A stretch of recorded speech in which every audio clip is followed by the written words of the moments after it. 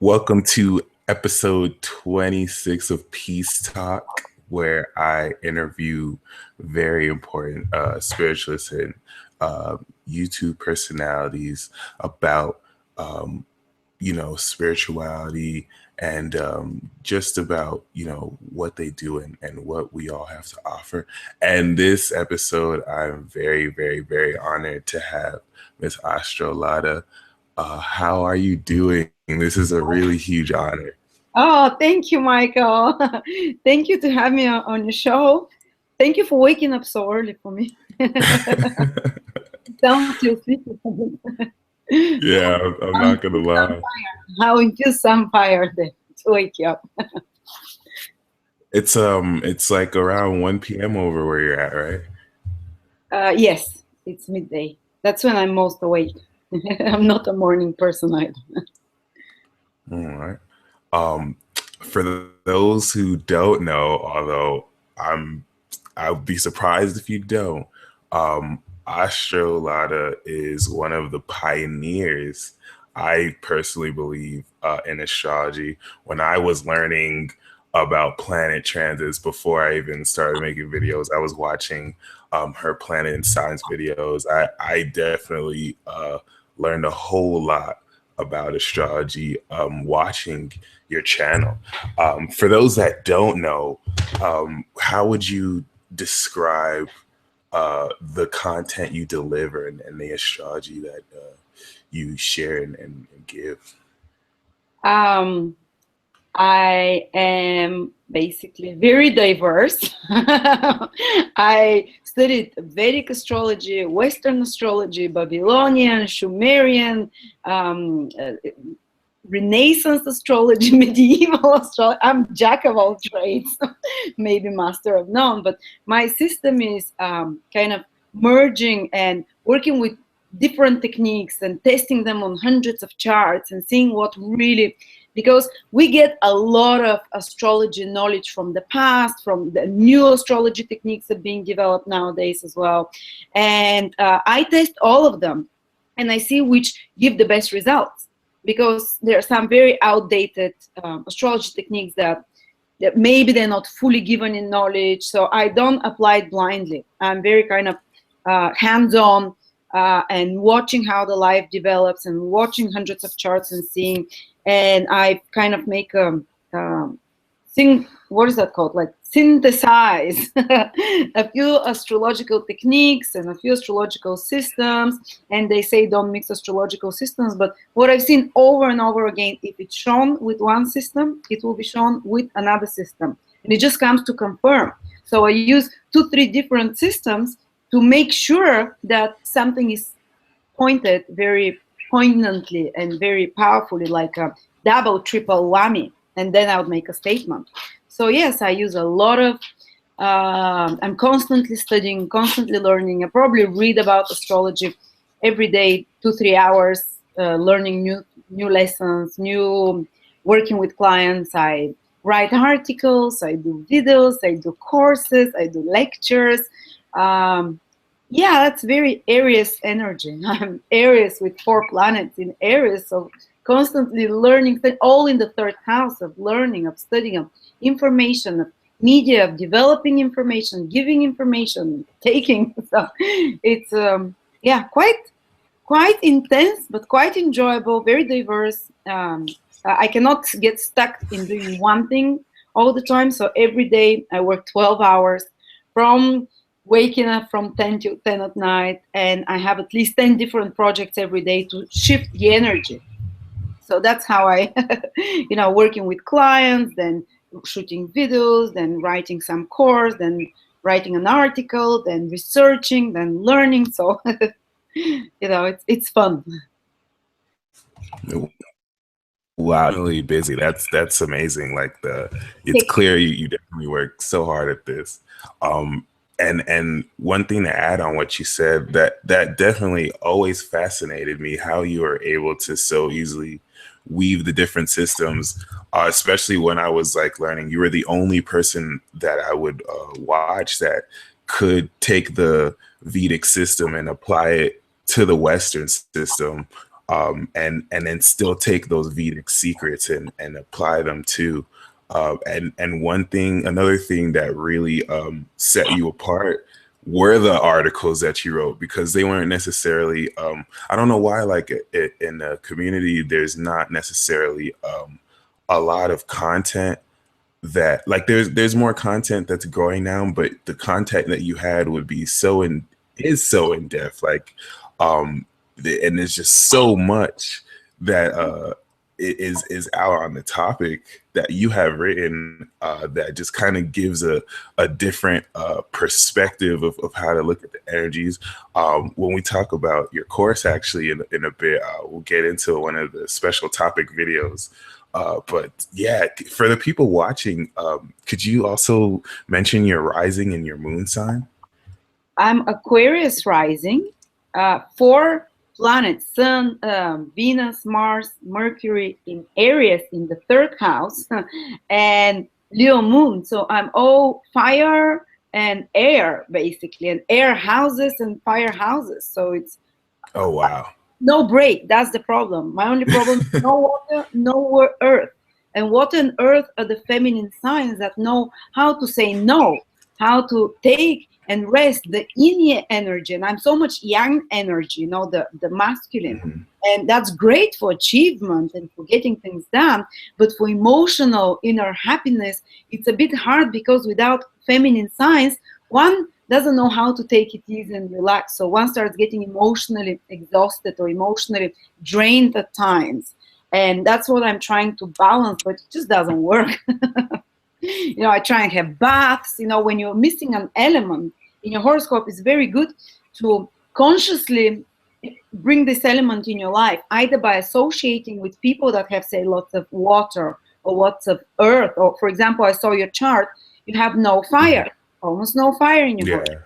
So you need, Other than Mars, I got none. yes, and I think your Mars wasn't it? Your chart is not. Your Mars is in Aries. Oh, good. At least, at least something there. Do you have air? You have the sun. Yeah, but when you're missing an element powerfully, like me, I have no earth, no water whatsoever. So Mhm. consciously, you have to either ground yourself in earth, go barefooted, walking, stay by a tree, do gardening, eat root vegetables to root you, or have friends that are more earthy to, kind of stabilize your energy. Or if you lack water, drink more water, take baths, live by the water. Or if you lack fire, do exercise. If you lack fire, eat chilies, garlic. If you lack fire, anything that creates fire and excitement. One of the fastest things is basically some exercise, some physical movement as well. Watching the sun, people that lack fire, they can benefit a lot by rising early and greeting the sun, because the sun is the ultimate planet of the fire element. People that lack air, they should consciously associate with friends that have more air, or eat foods that respond to more air. The foods that are connected to air are foods with good fats, like avocados, and But I can talk for hours about the element. But let's go back to your question. Sorry. No, I honestly love that. That's honestly what I love about you. Like you definitely are that. You have that aqua rising, have an abundance of knowledge, and you could tell by the stuff you write about. You truly know what you're talking about. It's what's made it so exciting to learn from you. Like growing up in astrology. But do you Well, personally have? I don't fully know what I talk always, but I say it with passion, and people believe I know. Because all those planets in the 3rd house, 3rd house has the energy of Gemini, and Gemini picks Okay. different things and combines them and makes connections. So I see very quickly the connections between different systems and how it translates psychologically. Old systems which were like, you're gonna own an elephant and you're gonna become a king. Like, I see how it translates psychologically, how those things can translate psychologically for our time. So I make connections. That's what I'm here for, to be a messenger, get systems, connect them, and spread the information. Hmm. And I like how you said people who lack fire should exercise more. That's usually my biggest issue, just to have the motivation and energy to even work out in the first place. But once I do, I do feel that boost. Do you know anyone personally in your life that helps balance out the lack of earth and water? Like, Oh, yes. does your partner have earth and water, or any My like certain husband, best friend? my husband is all his planets are in Earth houses because if you don't have Earth or water as an element, you can compensate by having it in Earth houses. The second, the sixth, Oh, okay. and it will bring some balance there. And my partner has everything in the second, sixth house, earthy and ascendant in earth. So he's very material. He's like, Uh-huh. I got so many new ideas. And he's like, now let's sit and systemize it and plan and schedule. Let's do the accounts. I'm like, oh, this is so boring. Why can't you do it? No, you have to think, you have to do the structure of the business. I'm like, I don't want to do the structure. I want to do whatever video I feel like doing today. He says, no, if you start a topic, if you start a series of videos, you have to follow through. If you start a Yeah. project, like don't start 10 projects, like, oh, I'm so excited for this, I'm so excited for that. And he irks me so much, but none of us has water. So we kind of are emotionally a bit unbalanced, people without water. But my best friends, two of my best friends, always cancers, like this Oh, okay. soothing emotional element of understanding of chill, in their presence I start calming down. And you need a fire woman.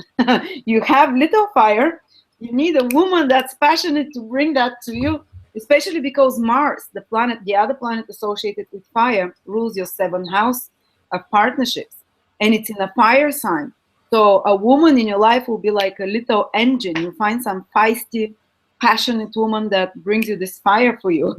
Maybe woman with many planets in first house or fifth house, or Aries, Leo, Sagittarius, and she might be also has some foreign influence in her because the Lord of your seventh house, Mars, is in the 12th, and this is 12th house is someone who is culturally different than you, someone who comes from a different ethnic background, different spiritual background, or a kind of there is something that is unfamiliar. 12th house is unfamiliar, but we'll Hmm. talk about your horoscope a bit later. Yeah, honestly getting so excited right now. The little that you just shared is so revealing. I forgot that Mars rules my seventh house too, because it's the Scorpio Yes, it's on the DC. and you have Um, a lot of Sagittarius there in the seventh house, according to Western astrology. So again, you need this fiery energy from a partner. The fiery yeah, will come from a partner for you, and because Sagittarius is a big part of your seventh house, Western astrology, Sagittarius is the sign of foreign women again. Sagittarius, the ninth house, the 12th house, and Pisces are connected to something foreign, or a mhm, woman with spiritual interest. A woman who is, both Sagittarius and Pisces are ruled by Jupiter, which is the sign yeah. of higher knowledge, and, someone like a teacher, someone like a healer in a sense. That's very definitely interesting. I've always felt that too. That I'm led to that uh, energy that like I like how you said that will be the engine to my more earthy energy. Yes, you have very earthy. I was thinking, is he gonna be a bit? Yeah, when I see person with a lot of earth, because I never spoke with you, and I was looking, oh, that's like moon with Saturn, which is very earthy in a Capricorn sign, ascendant Taurus. I was thinking, usually, earth signs are a bit slower to talk. They're like, Yeah. they are voluminous. They're heavy in their presence, not heavy like, but more like the gravitas, if that's the right word. Like Hmm. you can The feel their seriousness. substance. Yeah. Okay. So, Yes. how would you? Okay. What are you part of the Pluto and Libra generation or the Pluto and Virgo? Pluto in Virgo that made me 50 years old. Oh yeah, true, true. I'm Pluto in Libra generation. I'm glad I'm not the Pluto in Scorpio generation. That's so intense. Oh, definitely. What? How would you? How would you? describe the Pluto Libra generation's influence that you've been having on the Pluto Scorpio and on the newer generations? Because I definitely do look at you as like the paving the way for us, and then like really being the pioneers, especially with Pluto and Capricorn right now. How do you think that's affecting your generation? Well, what I've noticed with the Pluto in Libra generations is that we're very much we're kind of start breaking taboos in relationships. Many of us are not are allowing somehow to and we're very much focused on relationships as well. And our generation, the creators now of films and movies from our generations, they they're focused on such things as well, like relationships, like and a little bit more superficial as well. Especially Libra is fashion and things like that, and Pluto goes there to break taboos as well. And then I noticed that the Pluto and Scorpio generation is so fascinated with topics of sexuality, of transformation, of Oh yeah. and a lot of those actors with Pluto and Scorpio, they play now those very famous TV like Game of Thrones, dark sexuality, intensity, and this generation revels enjoying such kind of all the films that are being created. They enjoy such plutonic, intense, darker topics. A lot of the Pluto and Scorpio generations are like, when I was growing up 15 years ago, no one, my generation was in their 20s. No one was interested in conspiracy theories. No one was interested. We were all about the celebrities, the Libra more side to it, Oh Paris wow, that's very Hilton, interesting. Paris, the notice when we were like our generation. I was watching people around in the notice. Everyone of my generation wanted to be, liberalite, to look great, to be Paris Hilton, the celebrity gossip. It's kind of liberish energy, And if you remember in the notice, Britney Spears and all the poppy culture came as well when our generation was dictating what is what in the popular music, because it has the Pluto and Libra generation was growing in the notice, in their 20s basically.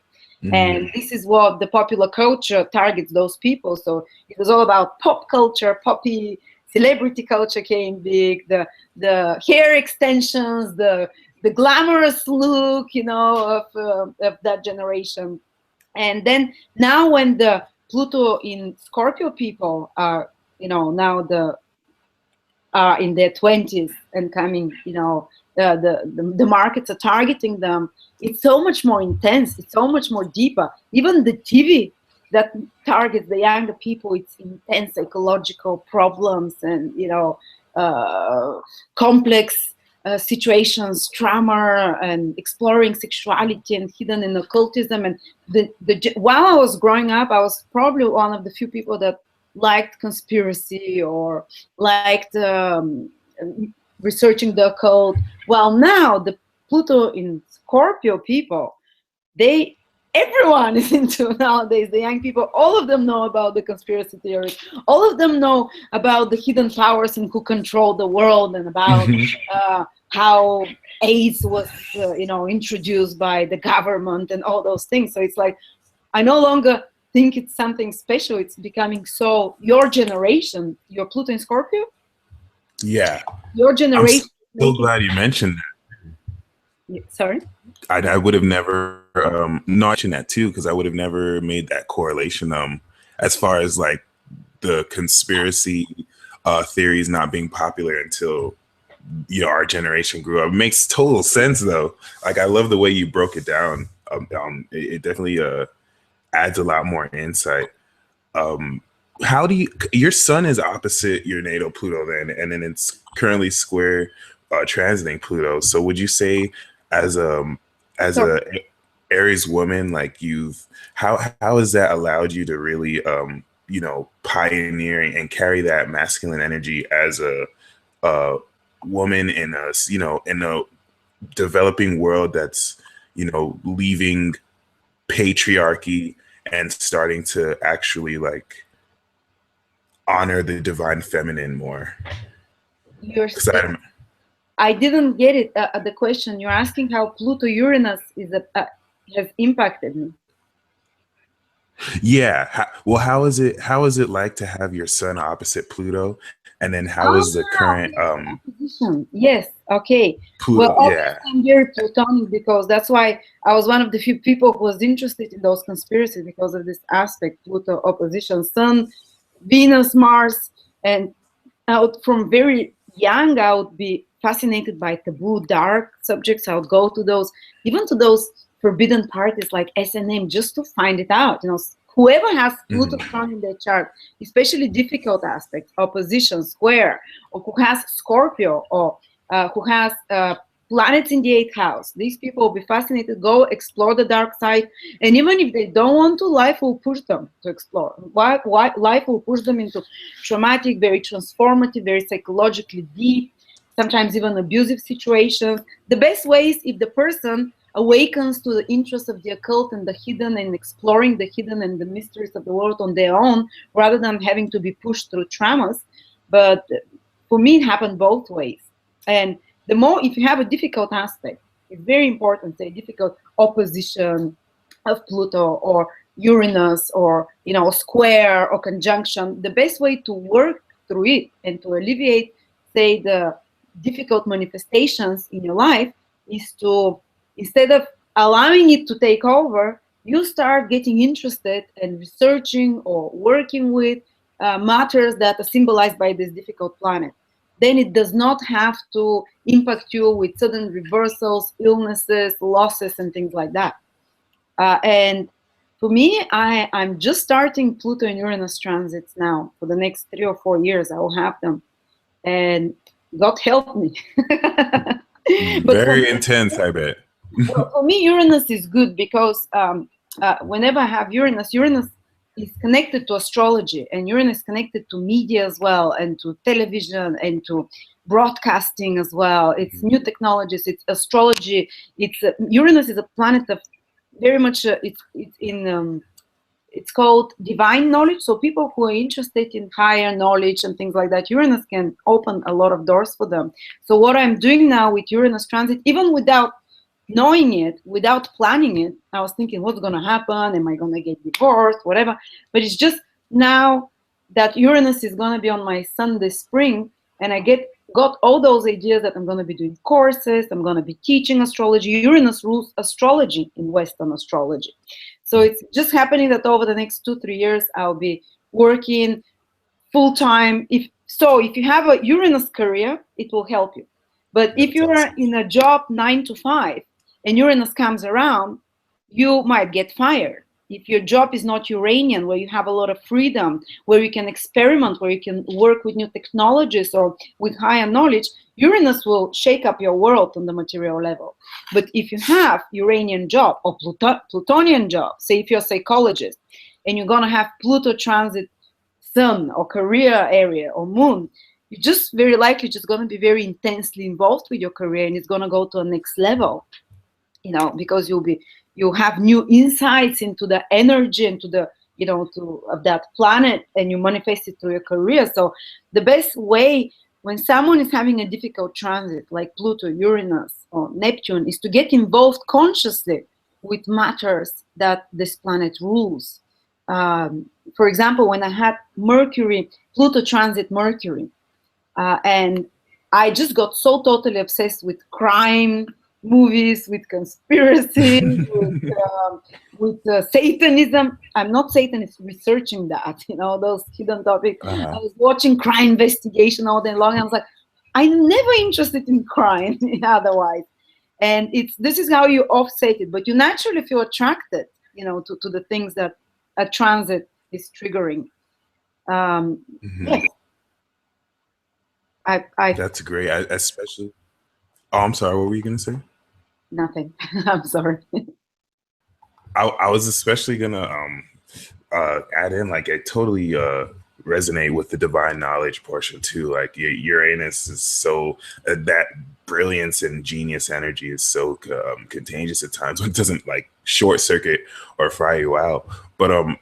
how would you describe how you even started this spiritual journey? Was it a certain transit looking back now that kind of ushered you in? I know personally when Jupiter transited in my rising, in 2012 was when I even started learning about astrology for the first time.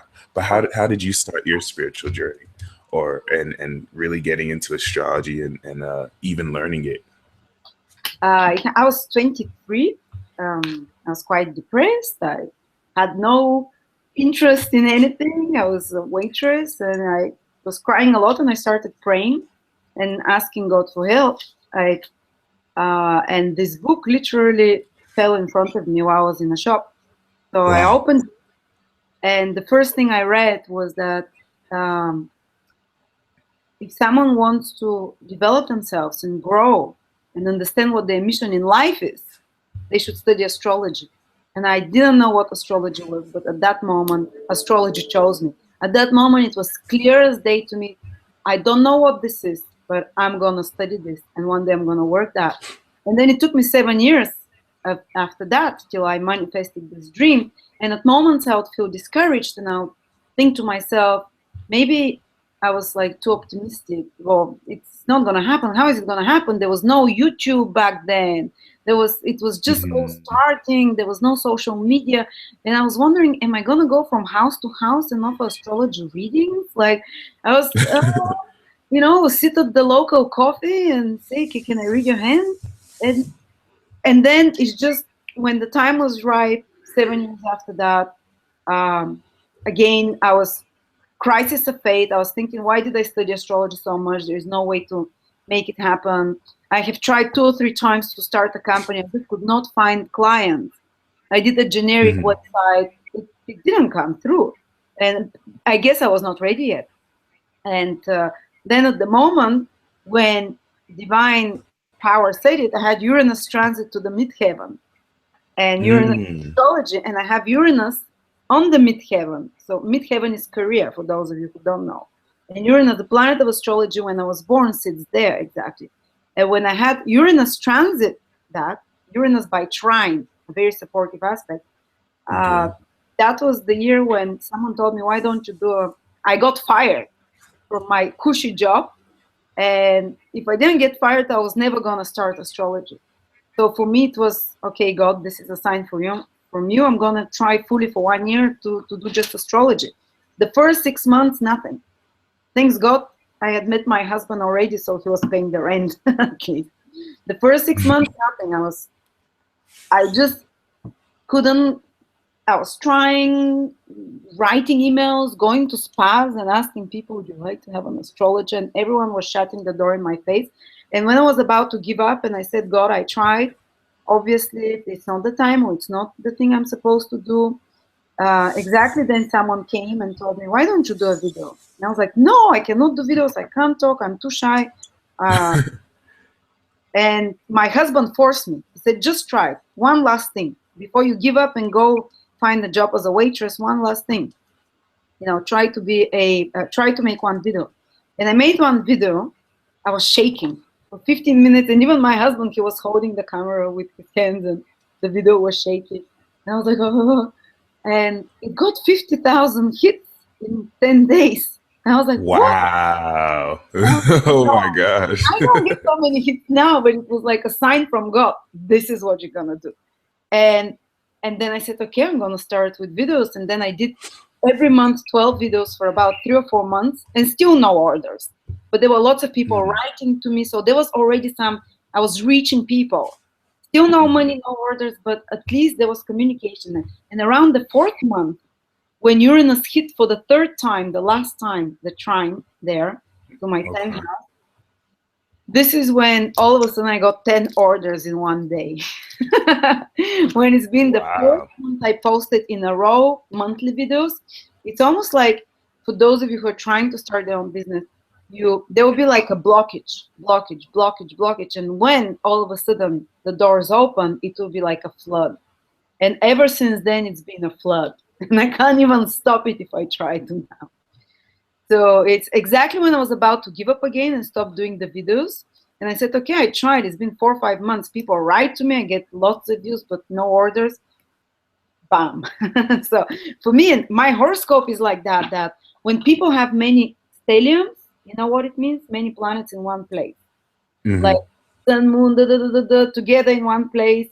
For them, life usually develops in such way. For a long time, nothing happens. And then when something triggers it like a transit, it's going to trigger all those planets one after another. So then it becomes like phew, flood. You know? So it's very periods of intense activity and intense not doing anything for people with big stelliums. And that's something interesting there. And that's how it happened for me. And before that, for 10 years, I would wake up at 12 o'clock. I would not, you know, I was I was working twice a week only. I thought I would never have a career. It was not me. I never thought I'd work. I didn't even have energy to work or enthusiasm for anything. And then like 10-year blockage, you know, and according to Vedic cycles, uh, each planet rules 10, 15, 20, 17. Each planet rules a different part of your life. And you can see huge chunks of your life with the Vedic Dasha system. And you can see, for example, someone like they come and they say 20 years no relationship. And you look at this, that they were for 20 years in a period of planet that is totally not related to relationship or is blocked for that. And then all of a sudden they go into the period of another planet, say the sun, for 7 years, 6 years, and all of a sudden the sun is positioned exactly for relationship for them, and they go and become a, you know, total, you know, womanizer or something like that. Well, Yeah. it's never so extreme. Like some people have such extreme differences, but you know, but usually every few years when the planets change what part of your life they rule, when they change, they give the baton to the next planet, as we say, there is like a huge shift. And for me, starting astrology was at such, when I finished one life period, dasha, as we call it, the one of the sun, and I started the one of the moon, which my horoscope is connected to popularity, reaching the public, and work. And you know, so that's how I see it with a few systems. With Western astrology, you see the transits. It's beautiful. Transit, Yeah. solar arcs, and progressions. Amazing for timing. Vedic astrology, you can see big chunks and why your life for a few years, for example, was totally blocked on love, but really good on career, or was really bad on health, but fantastic on everything else, or was really bad on everything. And then all of a sudden, like I had a woman who was 65, and she went from at 65 years, she changed from one period planet to another, and it created such a shift. And she, all of a sudden, from retired granny, she did her own business because this planet triggered her business and success, and she became quite wealthy and quite successful in a career that late in her life.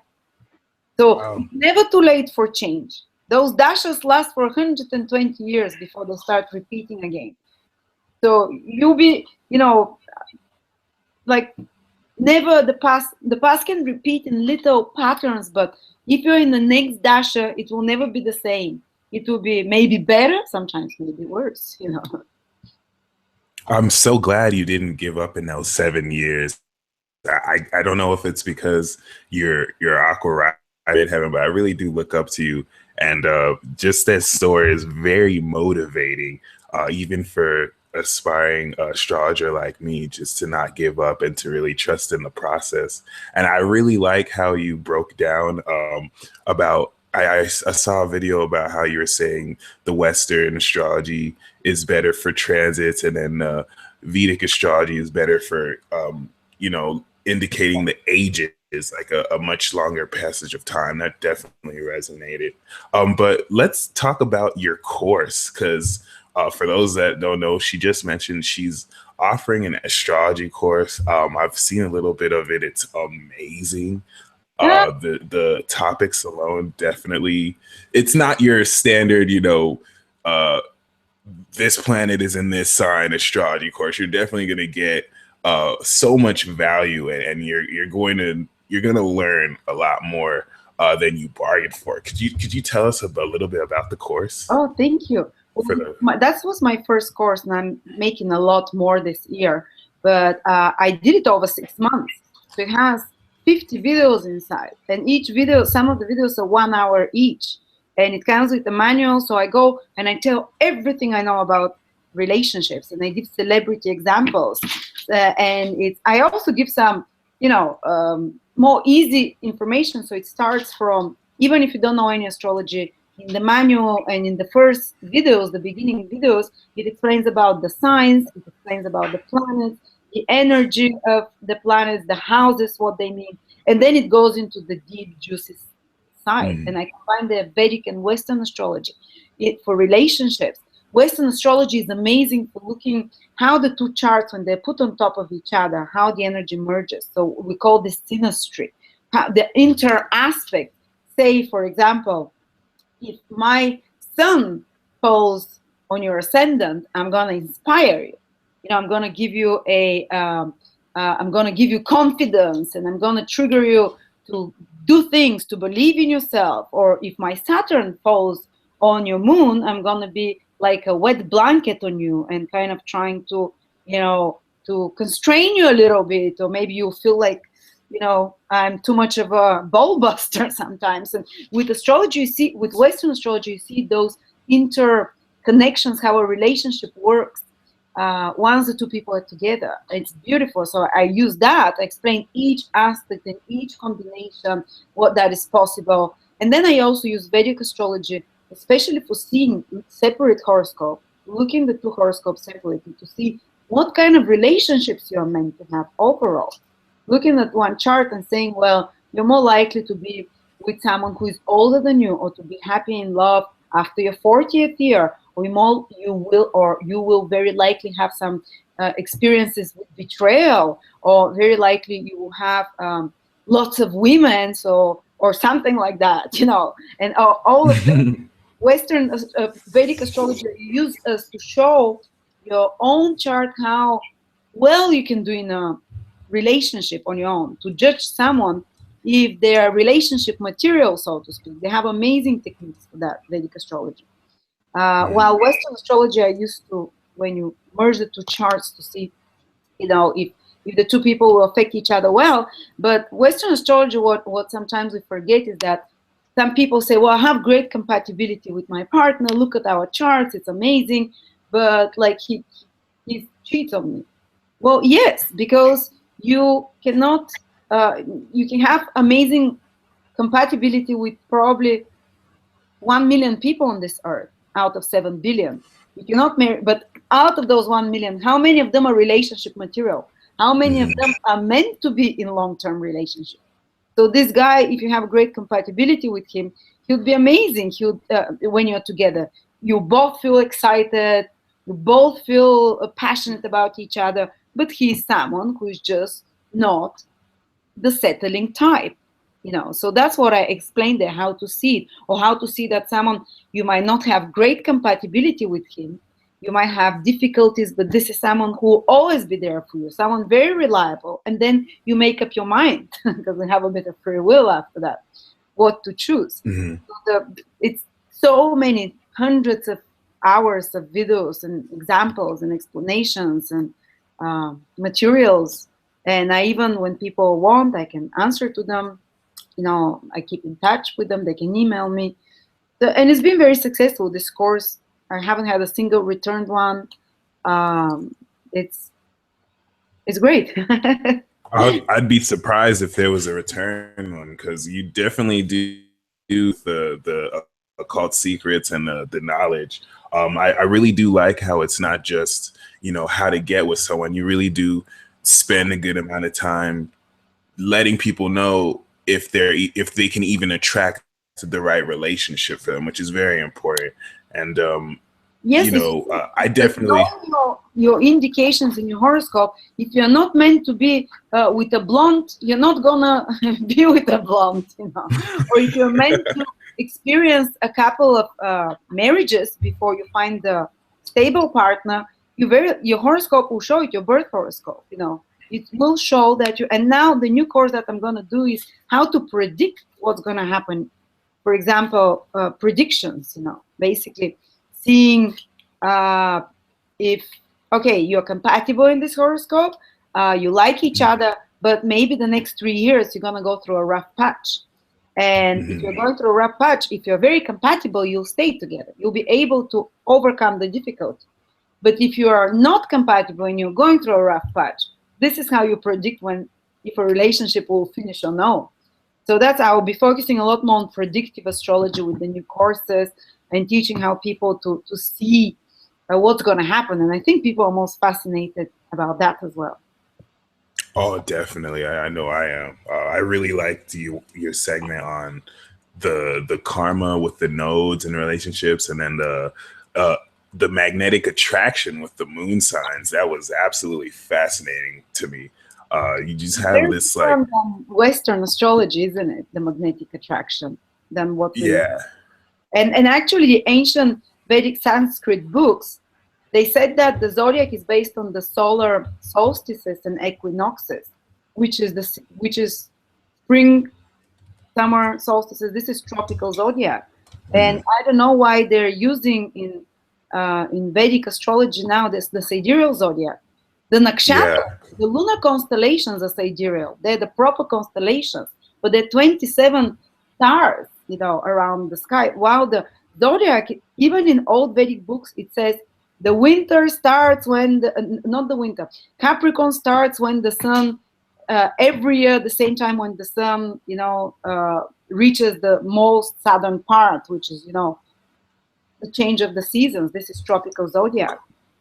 Oh, okay. Even in the That's Vedic why books, that's Vedic, very interesting. that's why Vedic techniques work even better with tropical zodiac, because the two This is zodiacs very important. coincided 2,000 years ago, and I guess there was some kind of, this was the Kali Yuga, the dark age, 2,000 years ago, and a lot of the knowledge and direct connection to higher power was lost. So I think there was a confusion that happened there, because Kali Yuga is the dark age when a lot of knowledge was hidden on purpose from us, because we were too primitive. The consciousness fell to the lowest level possible during Kali Yuga.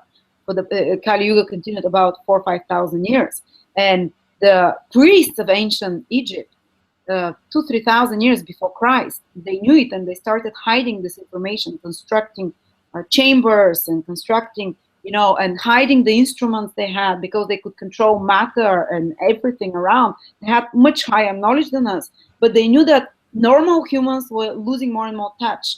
The Earth was on that part of its journey, solar system, when we're furthest away from the spiritual energy of our twin sister, which is Sirius. The sun, our sun and Sirius go together in something like the number 8, like that. And when the Earth, Wow. when our sun, our sun is furthest away from Sirius, which happens for about 4,000 or 5,000 years, every 25,000 years. This is the big Platonic year. This is when we're furthest away from the spiritual waves or energy of higher consciousness, so we become much more material. We lose our higher fourth dimensional, fifth dimensional, multi-dimensional consciousness, and we identify only with the body. So all the mystical knowledge disappears. We don't understand it, and the initiates hit that knowledge. But now we're coming upwards. Now again, our solar system is starting to come close to Sirius, and in about 7,000 or 8,000 years we'll be closest there. So we have still a long path to Oh, go. wow. Yeah, we still have a lot. Still a lot. We're just started emerging in the past 2,000 years. Basically, the middle there, the start of the new, the last 2,000 years was the middle point when we reached the most, how do I say, when slavery was abandoned, when humans were just there to survive, just there to find food. Even love was not something, everything was arranged marriages, everything was, and we still have, consequences from that, but we're starting slowly to emerge, and especially from the enlightenment, humans start having rights, humans start thinking, about spirituality more. This awakening is happening, and will continue for many thousands of years ahead. So we have another 10,000 years to reach the peak of highest spiritual consciousness. Now we're using about 25% of our spiritual consciousness. Then it becomes Wow. 100%. So then we become travelers between, multidimensional travelers. And That's definitely exciting. yeah. Sorry. So yes, Totally looking forward to that. would you like that? Yeah. Um, my little sister actually got a chart reading from you. I would say like 2 or 3 years ago, and the stuff she shared with me was fascinating. I'm really, really honored and excited Oh, that really? you could read my chart. Yeah, No, she's a yes, I think I remember, but I don't remember what reading I did. she was. Oh, you have so many readings. I would doubt if you did, but she was a Cancer with the Libra rising. But you were helping her navigate whether she should just sing or whether she should get into medicine, and you were talking about how she could do both and whatnot. Oh, But the way you broke down the transits were so amazing. Like there was oh, such deftness. So yeah, I'm really excited that you could read my chart today. let's Uh, look at it. let's get into it. So you're born on the 6th of the 11th, 1990, 3:57. Taurus ascendant, yeah? Yep. The last degree, kind of Taurus. The last Yeah. 27 degrees. The first thing that stands out when I look at your chart immediately, always I look at the ascendant first, because this is the path we're supposed to walk, that the journey we're on in this lifetime, the physical incarnated body, and basically destiny. What we see as destiny and fate is the ascendant. And any planet Okay. close to the ascendant becomes the hugest part of your destiny. And you have Mercury there. So Mercury is the messenger, the communicator. Mercury is basically Mercury rules media, Mercury rules interviews, Mercury rules gathering information and giving it to others. So what you're doing right now, it's a huge part of your path in life. It's the right path. You know, if you had Mars Awesome. there, I was going to see why I'm not doing, videos for exercise. But you have Mercury. Communicate, you should bring information, you should connect people, and it's beautiful what you're doing. And Mercury rules your fifth house.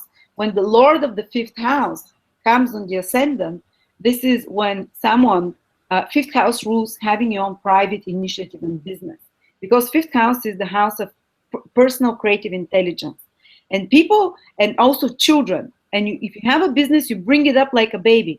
You tend to it from little, you grow it, you feed it your creative ideas. So it's the same way when the fifth house rules having private business. So people that have the Lord of the fifth conjunct the ascendant, they're people that can have their own creative business, because it's part of their path to be creative and to have even a business of their sort, and to be self-employed. I don't know if you are fully self-employed, but you will be in this lifetime. And you have Oh, another that's amazing. and you have another combination according to Vedic astrology. When the Lord of the fifth house and the Lord of the sixth house is creativity, sixth house and business, having your own business, and being a king, because it's like the sign of Leo, being your own master. Sixth house is the house of service and work and employment. And when the two lords are in the same sign together or in angles from each other, and for you, Venus and Mercury are in the same sign in Taurus. So they're combined. The Lord of the fifth and the Lord of the sixth is together. This is a yoga. Yoga means it yokes you. It connects you to that destiny. It binds you to that destiny. These are people that can become, that can be released from service. In a sense, not that you'll never work, but you'll not be employed for others. You will be these the people that can make their own business, be their master of their own creativity. Like the service they do is directed by their own creative intelligence. It's not going to be someone sitting on your head telling you what to do, but you, with your own business, is the service that you do, the work that you do. So you have one yoga for that. It's beautiful. So sooner or later, you will be fully self-employed. I don't know what your situation now is, but it's a very encouraging thing for that. And when that definitely gives me hope moving forward. Oh, no, don't worry. It will happen. I think you're quite young still. You're 26. Oh, you're a baby. Yeah, I turned 26. And you also have Rahu in the 10th house cusp conjunct. Rahu is the north node of the moon, which indicates the direction we have to go in this lifetime if we want to feel fulfilled. And Ketu shows past lifetimes indications. And for you, Ketu is in the 4th house. So maybe in past lifetimes, you are more, 4th house is more familiar, family, people that you feel comfortable around. So in a number of past life incarnations, you are more sticking to the tribe, so to speak, sticking to what's local and familiar, not going out into the big bad world, to have those huge achievements, but you are in a position of high authority in your local community in past lifetimes. Maybe you are like, but you are in position because it's in Leo. Ketu is in Leo. It's a sign, kingly sign, but it's in the fourth house. So you stuck around. You didn't go out there to achieve, big things. And now with Rahu, in this lifetime, you're supposed to go out there and be seen, because Rahu is in the 10th house of achievements, the highest position in the horoscope, a vocation, to develop your vocation, to go into the big world and act. And you started your Rahu Dasha. Our Rahu Dasha is 18 years. You started around 2010. I don't know when you started getting interested in this, what you're doing, but around 2010, those energies are, you entered Rahu Dasha and you continue to be in it till, let me just see. That's very revealing. You continue to be till 2027. After that, you'll go into your Jupiter Dasha. But let me talk a little bit about your Rahu Dasha, a bit of Vedic astrology. So Rahu till 2027 will develop your career. You'll go out into the world and you'll become authority yourself, rather than be, you'll very likely do this business and liberate yourself from service, and you will achieve positions of respect, which is Rahu in the 10th house. But there'll be a lot of reversals and changes, because Rahu Dasha are never smooth and easygoing. Rahu is considered this planet of something that's totally new, that's totally something you haven't done before in past lifetimes. So, and it's it creates chaotic energy. So there might be a lot of changes of direction, reversals, trying this, trying that, starting one career, then while you're doing that career, starting to shift, you change, and then go to a different field as well. But you will, but whatever Rahu, when you're running Rahu Dasha, you have strong desire in that house. And for you, you're going to have strong desire in regards to achievement worldly, and you're going to do that. And to get reputation and to reach, the high potential. And then from 2027, you're entering your Jupiter Dasha, which will continue 16 years. And Jupiter is your best planet. Jupiter is exalted for you in Cancer. And Jupiter is very spiritual in Cancer. And Jupiter is in your third sign from the ascendant, which is the third house. You will continue to be a communicator. You'll be a teacher. You'll become more and more as a teacher to people. Yourself, especially when you come into the Jupiter Dasha. Till then, you'll be building structure, you'll be building like career and the direction. But when Jupiter comes, you become so much more settled. Things become so much more smoother, without surprises. And you're focusing on writing. Then you're going to be writing in media.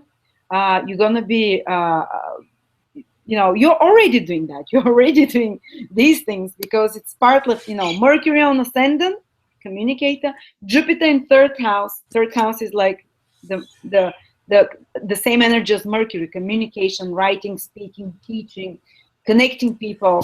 But you'll be more of a teacher figure than yourself, rather than just a messenger, because Jupiter is the teacher, the guru. Okay. And that makes a lot of sense. And it's quite good. And your second house cast is also in Cancer. So, money as well. And let's see. Well, I can talk for hours. I know, this is so amazing. I was talking that here there is a little bit. Oh, you have Sun in Gemini. Another confirmation, the energy of Gemini, third house, Mercury. And the Sun is naturally the planet that shows person's purpose. The Sun is the Atma Karaka. The Karaka in Vedic astrology, Karaka means the significator of career as well. So the Sun in Gemini immediately makes messenger career and information career. And then you have, sorry, and you have, I lost my train of thought.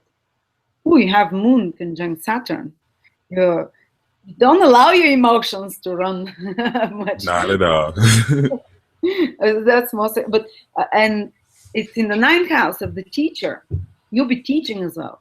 And the planet with the highest degree in ancient astrology is your soul planet. Again, it shows mission, career, and it's Mercury, teacher, advisor.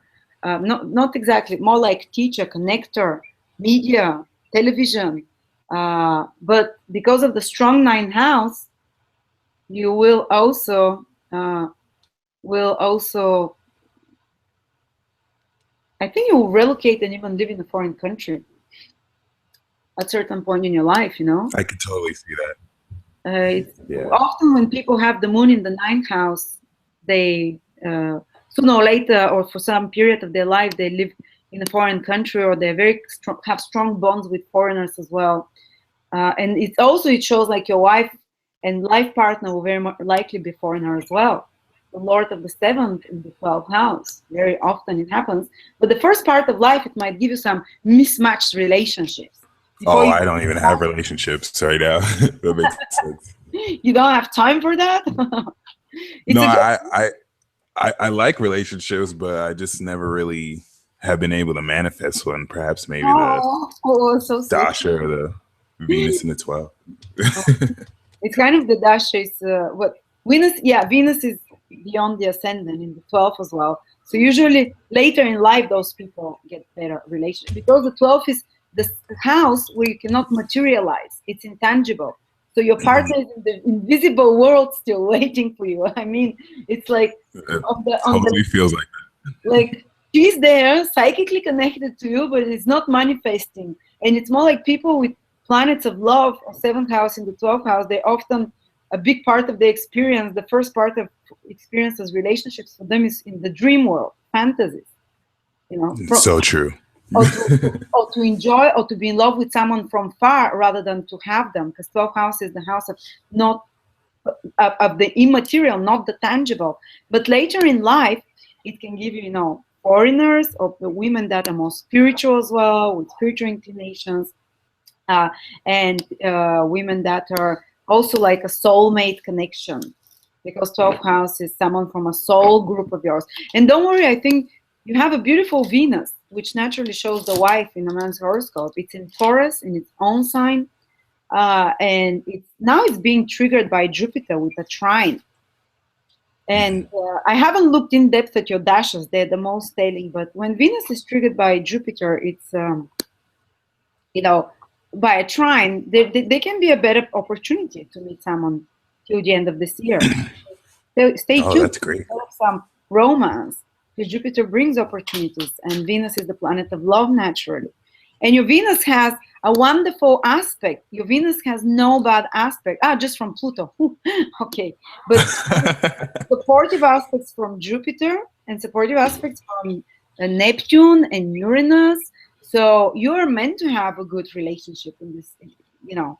You will find when you find one, it will be there'll be lots of intensity as well for Pluto. I think you have at least once a broken heart because of the Pluto opposition, some hidden relationship, something taboo. You might get involved with someone who's already involved, or something that is quite intense, like something forbidden, maybe like something that others frown upon, that is like taboo in the society, or because this is Venus Pluto, that they're meant to go through a big transformational intense relationship of a sort. But your Venus is so beautifully aspected. It has 3 times more good aspects than difficult ones. That's what Western astrology. So at the end, you know, you're not yourself who is sabotaging relationships. You know, because people with difficult aspects to Venus, something within the experience from the past, something from that they've been pained, they keep self-sabotaging relationships with behaviors that are unhealthy and that tell the partner, or like they are not constant in some way, but you have loyalty there, and you will have a very you will have a stable and lasting relationship, you know. So don't worry about it. Yay! it's I'm so happy now. it's just that because the Lord of the seventh house is in the 12th, so it's there is like the 12th, 6th, and 8th houses are considered houses that create a bit of, you know, especially the 12th is this intangible house. So first, a little bit more of a yearning and dreaming for the partner, and you actually before you meet your partner, you might dream of her, or you might have like people that have the Lord of the seven in the 12th. I've seen it oftentimes that when they meet the partner, they recognize them on the spirit level, or they have a dream about them, or some psychic predicts to them about them. Yeah, it's definitely spot on. Oh my goodness, I would love to talk to you about this for so much longer, but I Uh, understand oh, you. 4 hours. But You yes, do I will have have, to. yes, I have to go because I have readings lined up in a little bit to rest my mouth for a little bit. Shall we drop? Well, oh please, Okay. that's I'm totally not a fine. tarot reader, but I was just playing with them all the time and talking with you, so maybe they have your energy now. So, Sure. If you don't mind, I'll draw a couple oh, cards with you yeah, too. you're holding them too. Okay, draw one. Yeah. For me. I'll draw one for you. Oh, perfect. Perfect. All right. Okay, Great. tell me when to start. Um, um, you could pull one. I'll pull one for you first. The Okay. card that I have for you, um, is the Two of Swords, which I'm picking up is necessarily you just kind of I don't even sense it's really indecision, but you're wisely just not allowing yourself to make a decision before Oh. it's time because you know you still I've been I doing that for a year now about something. interest and then I also got the world card. I know I just said one, but I felt guided to say that too. So I feel like it's in the sense where you're at that stage though where you're ready to go to the next chapter and you're completing you've gotten the whole 360 degrees of understanding about it, so now that can help you um, Make either the make a decision. Yeah. finally, damn it. I like those cars because they depict the situation. I feel a bit stuck for a few years actually on something, and I feel like now I have to really make the decision. But I got for you the Queen of Swords. I'm using the Marcy Tarot. The Queen of Pentacles. No, the Queen of Swords. So someone, Oh, okay. an air sign, air ascendance on the moon, Aquarius, Gemini, or Libra. Libra is coming into your life. And this woman is possibly even older woman. She might be helping you with your career in some way as well. But this is someone who, and it might be even a romantic in some way. But for you, I think that it will be, romantically speaking, to be the woman you settle with will be younger because Venus is with Mercury. This gives youthful spirit women. But now, very soon, someone very likely of this energy, of the air energy, someone communicator, teacher, the air energy, you know what it is. A woman of sorts will be helping you in some way or appearing in your life. That's very revealing because I pulled that card recently too, in the future position. So I love that confirmation. Before we close, would you mind pulling another card for the viewers as far as like um, anyone watching and what advice you can give? I'll also pull a card as well. The card that I pulled for everyone. Hold on, let me Money, get my. guys. That's the one of Okay. Pentacles. Oh, nice. This is so someone who is having money problems. It's showing a new beginning, a new idea with money. And let me even try and specify it can be, but yes, so someone who is having issues, new creative money idea, you're having the green card for that. For And material, to, for to something material, practical to manifest. But and it's to still add an on, idea. It's still an idea, but it's gonna bring affluence later on. which is great because I got the Three of Pentacles. So to add on that, Oh, so you're you complete it. yeah, exactly. You know, taking that idea and actually working on it as a team and actually putting in the work to make it manifest. Yeah, I exactly. really, really. People. Oh, I'm sorry. Keep going. Yes, no, no, no. Doing it in a I team. I really, really enjoyed this conversation. I love that you could honestly like talk on such deep topics forever. I wish we could have another hour almost. I'll definitely have your link in the description box. To close, is there? I don't think you offer readings anymore. I don't know if you do, but No, is there I a? do readings, but I answer to one question is the fastest I can do, usually within a week. Otherwise, the others might take a month. So yes, I do Okay. auto readings. The answer to one question, if you have, I can do them in 1-2 days. You have them recorded, And if you want more extensive, you might have to wait for a month till I get to you. And then if people want to reach you, they can reach you from your website, astrolada.com. Yes.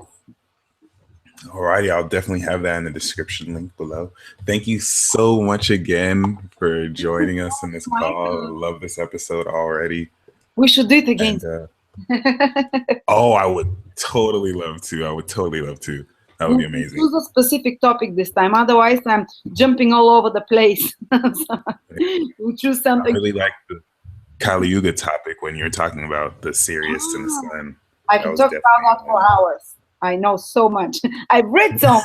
I don't know how it resonates like the truth for me, and I gathered it from different systems, from a few ancient traditions, and they all have the same explanation of the ages of consciousness of humans. So it resonates as the truth.